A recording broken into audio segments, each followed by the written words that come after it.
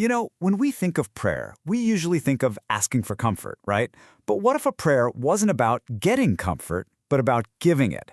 We're about to dive into this incredible text from 1956 that just completely flips that idea on its head. It lays out a spiritual problem and a really radical, all-in kind of solution.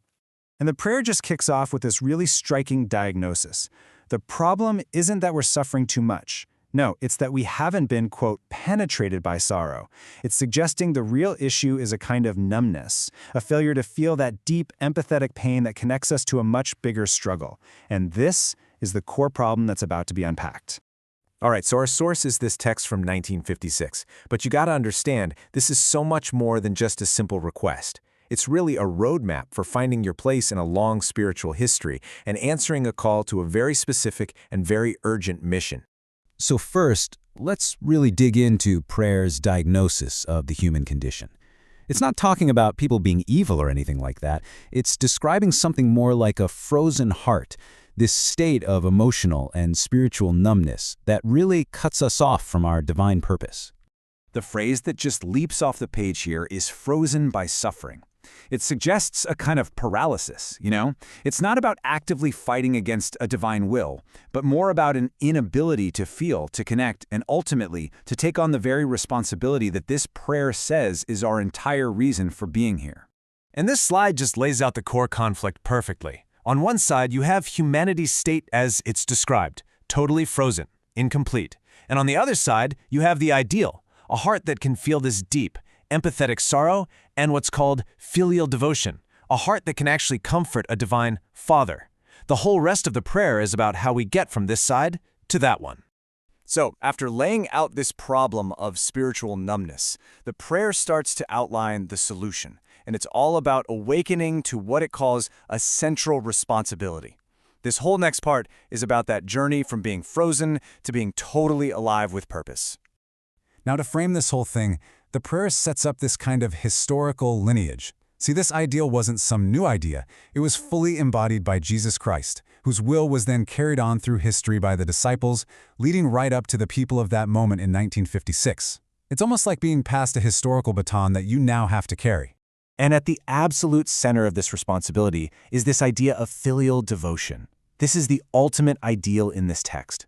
I mean, just picture the most loyal, loving child you can imagine, totally dedicated to easing their parents' burdens. Well, that's the model for the spiritual relationship that's being described here. The way this awakening happens unfolds in these really clear steps. First, there's just the joy of receiving life itself. But that's not enough. Then, you have to realize this historical will that's been passed down. And finally, you have to actively accept the huge responsibility that comes with it. It's a clear progression from just being alive to truly living with a purpose. Okay, so this brings us to what is really the climax of the whole text. Because being aware, realizing the mission, that's not enough. The prayer argues that this understanding has to transform into this profound, active, and total commitment. And right here, this is the turning point. This is the central plea. The request isn't for blessings, it's not for an easy life. The request is to become the solution. It is a radical, radical commitment to become the very instrument that resolves a cosmic conflict. And just look at the scale of this thing. The enmity, which means this deep, deep hostility and conflict. It's not just some personal problem. The prayer frames it as this fundamental tear between heaven and earth, a conflict within all of creation, and even something tied to the historical suffering of Jesus. This sacrifice is meant to heal these huge cosmic wounds. So, how in the world do you make a sacrifice like that? Well, it comes full circle, right back to that core idea. The ultimate act is to become a child with a filial heart, someone who devotes their entire being, heart, and soul to this mission.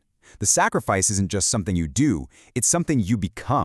But the prayer doesn't just end on that huge commitment. It actually gets really practical. It moves into the emotional reality of what that commitment looks like day to day, especially when you're facing hardship.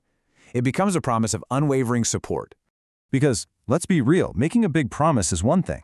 But what happens when things get hard? What happens when the struggle is real? The final part of this prayer tackles that question head on, laying out exactly how you're supposed to act when you're in the thick of it.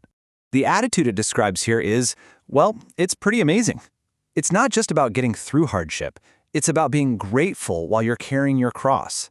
It calls for this incredible strength in the face of what it calls billions of Satans, this overwhelming force, and all while your focus is completely shifted away from your own pain and toward offering comfort to someone else. And this right here is the heart of the entire prayer. This is the ultimate expression of that filial devotion.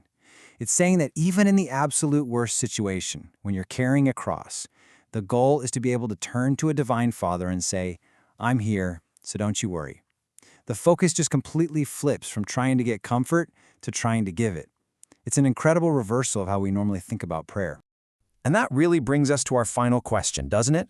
The entire prayer builds to this incredibly intimate promise. It reframes our whole purpose not as being about our own salvation, but as being about our responsibility to heal a divine sorrow. It suggests that our true fulfillment is found in being able to say, "Don't worry, I'm here." And that idea, well, it flips the very concept of prayer completely on its head.